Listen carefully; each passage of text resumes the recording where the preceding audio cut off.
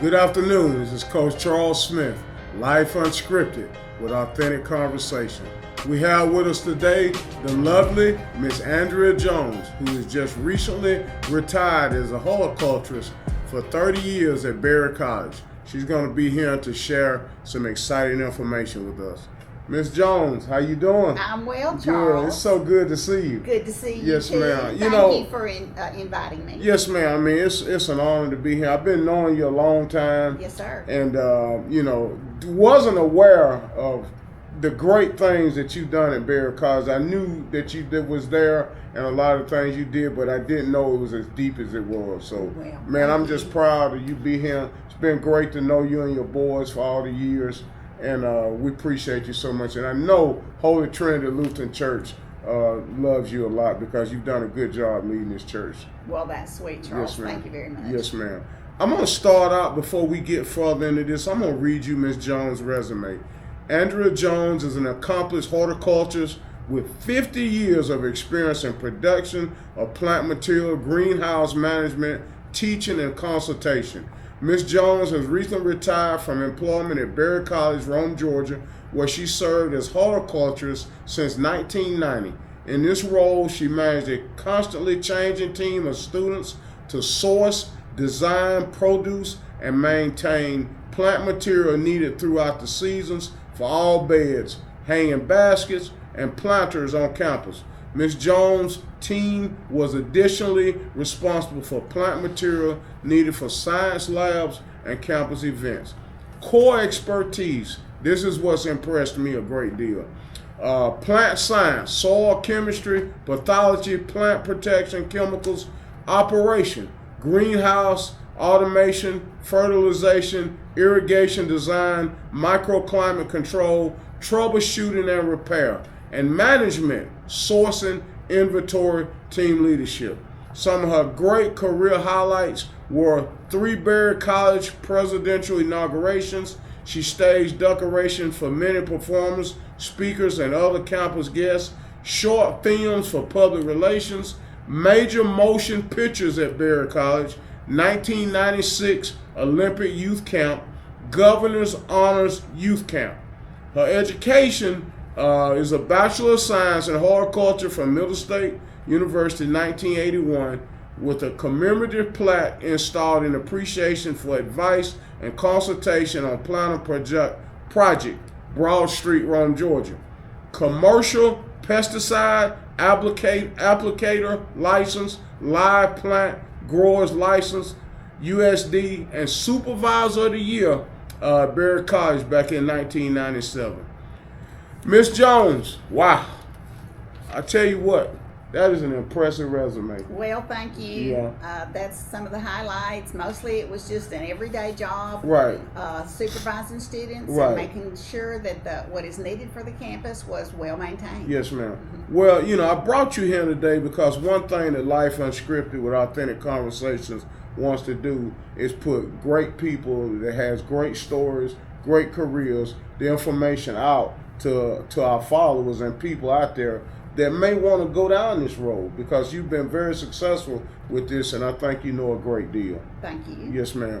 I want the people out there to get to know you a little bit. I mean, you grew up in Cleveland, Tennessee. I did. Yeah. Tell me a little bit about, and the audience, tell us a little bit about your childhood and what that experience was like back in those days. Well, I was raised in a typical family, very happy as a child, very close to my dad. Dad was a gardener also, and so maybe that's where I got the bug. Mm-hmm. Went to a good high school, went to a good college, and pretty much had the basics of success when I was little. Dad made sure of that. He gave us everything we needed. Mm-hmm. And pretty much anything I needed or wanted to learn about, mm-hmm. that was available to me. Wow, that's awesome. Well, there's nothing like a great father. That's right. Yeah, fathers are very important. That's right. In our He children's raised us life. in the church. Wow. And so yeah. we had the best basis Yeah. we could have. Well, that's awesome. So what, you worked with your dad, and you said that probably gave you an itch to want to do this. But was it a specific clue or a certain incident that say, I might want to do this as a career. I might want to teach this stuff. I used to spend my allowance on seeds. Really? Yes. I mean, that might be the dumbest thing a child has ever spent money on. But to put a seed in the ground and to watch it germinate and grow was fascinating to me. Wow. And all the different kinds of seeds, all the different plants that could grow, all the colors and shapes of flowers. That was fascinating to me. I started doing that when I was 8, 9, 10 years old. Wow. So that's pretty much what started it. And Dad had a big vegetable garden with his brother. And they grew potatoes and corn and all of that. And for a little girl to watch a corn stalk grow taller than she was, that was a pretty impressive thing for a child.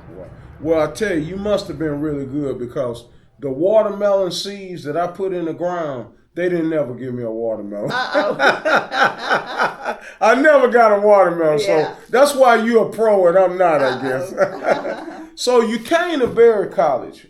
I know you went to Middle Tennessee State University and graduated there with this degree. How was that like, by the way, at Middle Tennessee State is a great school. Yes. I was very happy there and learned a lot. And my degree opened doors for me. Sure. Very important to get your education. Yes, ma'am. I started out with landscape design. Really? And had done landscape design in garden centers. I did garden center management. And then when I moved to Rome, I did work in a couple of garden centers for a short time. And then then I had a baby. So I was so happy with him and never thought about going back to work. Well, God had a different plan for me. And the phone rang, and it was the director. It was the department head back then, they called it. And would I like to teach a class in horticulture? And this was at Berry? Yes. Okay. This was in 1990. And I thought it was somebody playing a trick on me. Right. Too good to be true, Well, right? or just like out of the blue, had no idea that would have ever happened. And it was supposed to be a 1-semester job. And that lasted 36 years. Wow. Yeah. Wow. What a blessing. It was a blessing, and it was the whole time, and still is here into my retirement. Yeah, that's awesome.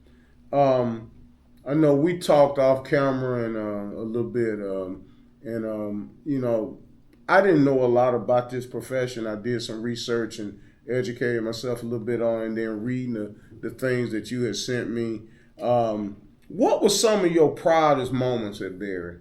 I know on your resume, man, I'm just going to ask you, the presidential inaugurations, what did that entail? It depends on the president.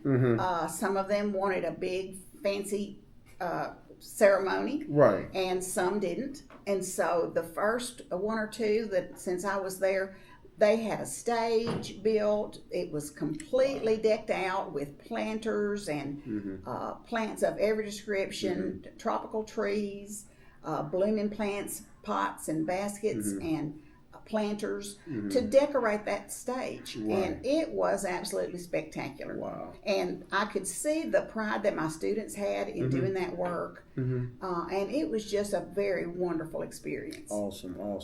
Now, another one that caught my eye here, the major motion pictures filmed. Well, so can you name a couple of the movies? You remember a couple of the movies? Well, the movies that were filmed at Berry are well known in town. Yeah. And I believe it was Remember the Titans. Yes, I believe that was the one. But they needed in the film business. I didn't know this. This was new to me. They used plants to hide things. Really? If they had a building that they didn't want to be in the movie, they put a tree in front of it or a bush or something. Right. And so most of these people were from California. They didn't know where to get the plants, what kind of plants to get, what to use for that area. And so I was consulted on that, being the horticulturist at Berry. So that was kind of fun and kind of interesting, and that happened. Now, they did use some of the plants from the greenhouse at Berry, brought them back dead. But that's okay because that was part of the That sounds like something I would have did. Yeah. But anyway, that was just fun, you know, something different, not an everyday thing that you run into. Did you meet any of the actors? I saw them from a distance. Did you see Denzel? I saw them from a distance. Oh my goodness! I sure did. Oh man, that's awesome. See stuff like that you just never know. That's right. You know, it was different. I do have another story about a movie, and it hasn't been all that long ago. I can't remember the name of the actor though, but they used my area because it's secluded, and they didn't want a lot of traffic in and out where he was going to stay in his enormous mobile home. Right. You know. Right. They drove that thing down in there and got it stuck up to the axles in mud. And I felt so sorry for that driver, you know, because here the star comes back and his home is 2 feet deep in the mud. Sure. Wow. So that was kind of funny. Right. So moving on, you know, the teacher, me being in education and I know teachers and coaches, mentors in the schools have meant so much in my life. What was your teaching philosophy like in horticulture? I'm curious. Was it similar to like teaching English and math, or was it some different skills that you use, you think, to I would reach think kids? it would be very similar to any other subject. Okay. Horticulture is a science. Sure, yes. And so I wanted to be sure that my students had the basics that they needed on the classes that I was asked to teach. I wanted them to get a good overview of anything that I could teach them. Greenhouse management, greenhouse production, that was quite involved. Also, construction of greenhouses, that sort of thing. It was a big job, you know, to be sure that curriculum was complete. Because I didn't want them to get out of Berry and get a job in horticulture and think, I didn't know that. You know, if I think that they were lacking in any way. Right. And that's great. I mean, you know, you want to know that your teachers are giving you everything they got to be successful. Yes. And I think those are the teachers that you remember for a lifetime. Yes. You know, and man, that's awesome to hear. You know, I know we talk a lot about kids, you know, the difference in kids, like when we were kids, our age as opposed to, like even our children, you know, now, you know, which are in their late 30s, close to 40, how kids and the environments and the things they deal with have changed over the years. What was some of the lessons that the kids over the years taught you maybe that was different? Kids changed a lot in 36 years, I can tell you that. Amen. I saw a big difference in the students who came from farming backgrounds. The students who come from farming backgrounds know how to work. And they're dependable, and they're good at troubleshooting. They can fix things. They don't panic. That sort of thing. And that background, any kind of farming or science related, taking care of animals and plants, of course, that's invaluable to success. It sure is. Have you worked with a lot of athletes? Oh yes, I have had athletes, and they are fabulous also. That same kind of discipline that comes from farm work is very closely mirrored in student athletes. And that's what I tell kids all the time. Companies and people are hiring athletes a lot now because they recognize the discipline that they have to have. Being on time is important, and so many things that athletics give you, and maybe not even athletics, but other extracurricular activities like being in a band. Anything that requires discipline and structure, an organization where you got to be somewhere on time every day, it builds good people and good athletes workers. Make very good student workers and very good students. Did you hear that? Athletes make very good workers. Thank you, Ms. Jones. So obviously there's no subject where everybody's successful. You know, I mean, somebody, you know, either don't do well. How have you handled the failures of kids and students? What do you do? What was your, you know, What did you do in those cases? It was important to me to communicate with them. Yes, ma'am. Early and often. Right. Maybe that job didn't suit them. Sure. Barry has a lot of jobs. Barry has a very extensive work program. Sure. So if they were not suited to an indoor, outside job like horticulture was, even when you're in the greenhouse, you're still subjected to the weather and to the outdoor temperatures and things. But maybe they would be more suited to a different job. Sure. And that happened quite a bit. I would just tell them, let's find you another job. And I would do everything I could to help them do that. So are you saying another job in horticulture or another job, period? Another job on campus. Okay. Yeah. Okay. Now, occasionally they would come in with the 4 years of maturity that they would go through. That made a big difference. Sure. Yeah, Sure. yeah. Okay. Great. Let's move into actual horticulture. Okay. From my research and the things I've done, I never realized all the efforts that go into like making growing great vegetables, growing plants and things that are of quality. They start with you. Why should people care about this today? Why is it important that they understand that horticulture is very important? Everything starts with horticulture.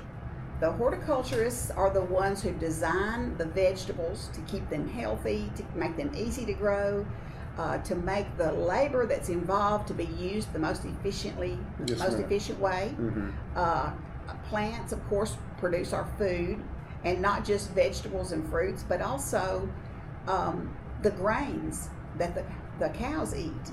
All the animals eat plants, and so that's where our food comes from. And it's very important to work efficiently and to produce plants for the farmers to use that are easy to grow and produce good crops. Okay. And that's where, especially plant genetics, comes in. Very important. It's a big industry. So are you telling me that the greens, it's more about the horticulture than it is grandmama putting the season and all that stuff in it? Well, that's growing. I'm trying to start something. I'm sorry. I'm just kidding. I'm just kidding. Well, if you yanked it out of the field and tried to eat it, no, it would not be very tasty. You would not be very successful at getting people to eat their greens. Right. So cooking's important too. Maybe you'll find a chef to interview. Wouldn't that be great? Yeah. Thank you for that advice. We'll get one.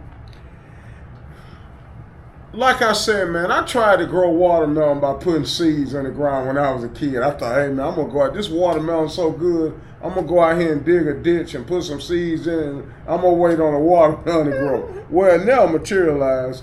But what are some of the common mistakes that gardeners and people make when they're trying to grow stuff? What are some of the, just the average person?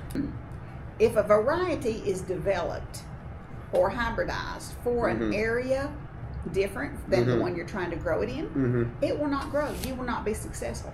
Nowadays, varieties are developed for the West Coast, the South, the North. Some of them are cold tolerant, some of them are heat tolerant. It's amazing what a geneticist can do with a variety of any type of vegetable to make it grow in the market that they are growing it for. So around here in the deep South, Rome, Georgia is too hot for half the plants and too cold for the other half. So that's why we have greenhouses and all that stuff. Yeah. So you can manipulate the climate. Yeah, that. And you have to choose those varieties very carefully. Go with the ones that are bred for your area. Don't try to grow a plant that needs coolness or cool summers. You will never be successful. Wow. Yeah. That's crazy. That's something I never had an idea of. Are there any trends in horticulture that's coming up that excite you, that you think are good moving forward? Genetically modified vegetables are the future. Now, a lot of people think that that's a big no-no and they don't want anything to do with it, but I want all the genetically modified plants I can get. And why is that? Because they are strong. For the same reason that we were just talking about the areas that plants are grown in, The genetically modified plants are stronger. They're able to withstand disease. Plant disease is a very important aspect when in horticulture, Right. and in agronomy and in all farming. Genetically modified plants are the future. Right. So would that be the same as an athlete taking supplements? No, it would be the same as a good coach having a son that has his same traits and may have more of a chance of being successful. Okay. Yeah, it's in the genetics. I think I know a guy like that. I think I do too. Okay. Why is it important today to preserve native plants? What makes that such a high priority? Because they are naturally suited to the area. Mm-hmm. Like I say, don't try to pick something out of a catalog that grows in California and try to grow it in Rome, Georgia. Mm-hmm.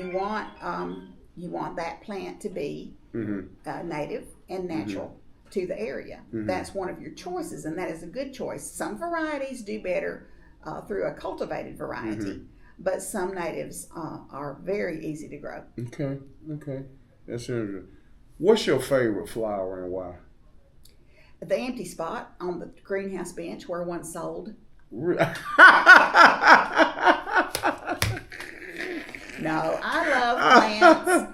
Oh, that's funny, Andrew. Right now, I'm growing gloxinia and hybrid philodendron and plants that you cannot go down to the box store and purchase. I like different plants, and I like to introduce people to plants that they may not know about or that they may not have ever thought about collecting or growing. Okay. If you could create a dream garden anywhere in the country, where would you go? Probably California or Florida. Okay. We don't have to. They don't have to fight the cold. If they have a garden, they don't have to worry about it getting frostbite when winter comes. You know, and they have long seasons that they could do a lot with what they have. You know, I know. Going out to California so many years, I saw a lot of crops being grown, a lot of people working in the fields. Yeah. So I figured it was really popular to grow there. The diversity of plants that they are able to grow in California is amazing. Really? Yes. Really.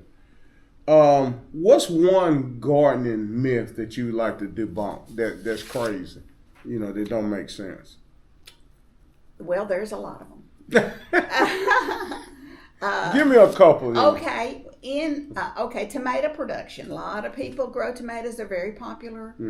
And there's a disorder that gets on tomatoes that results in something called blossom end rot, which is a rotten place in the bottom of the tomato that ruins the tomato, and people are very distraught over that when that happens. That happens from a shortage of calcium in the soil. Sure. And the pH of the soil is very important, and that controls what the plant can uptake.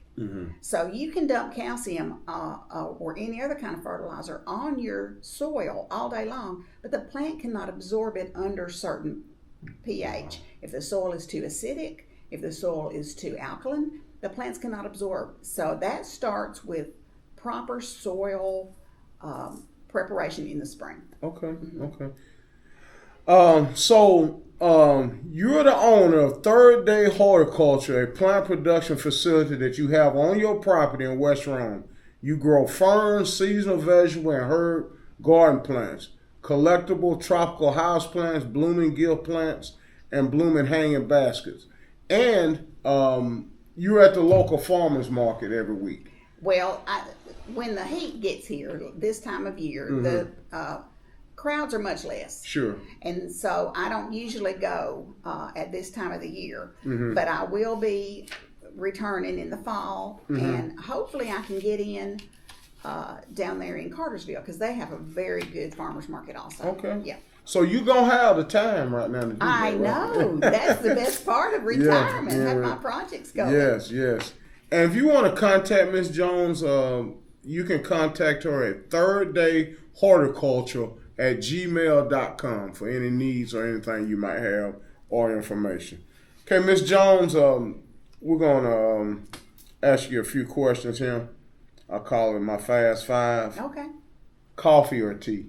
Coffee. Okay. Roses or wildflowers? Roses. Mountains or beach? Beach in the winter and mountains in the summer. Okay. Sunrise or sunset? Sunrise. I'm a morning person. Okay. Greenhouse or outdoor gardening? That's a toughie. I love them both. Really? Really? Okay. Closing question, okay? All right. What would you tell any young person out there listening or in the community or somebody that you would come across how to start and work toward a career in horticulture? What would you tell them? Focus on your grades. Listen to your teachers. Take all the science you can take.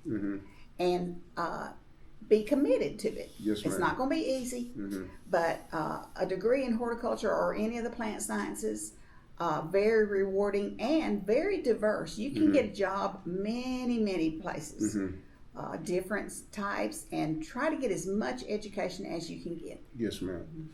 Well, Ms. Jones, I appreciate you being here today, man. This has been an enlightening information for me personally. I needed to learn some of this stuff that I have been ignoring for so many years.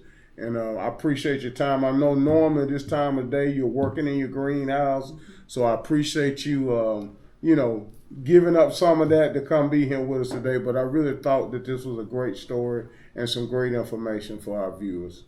So Well, I I've appreciate enjoyed that. it, Charles. Thank you for inviting me, like I said, and good luck with your gardening. Yes, ma'am. Thank you. There you have it. Life Unscripted with authentic conversation with Miss Andrea Jones. We appreciate her being here, and remember, this show will air August the 8th. Everybody have a wonderful day. Blessings.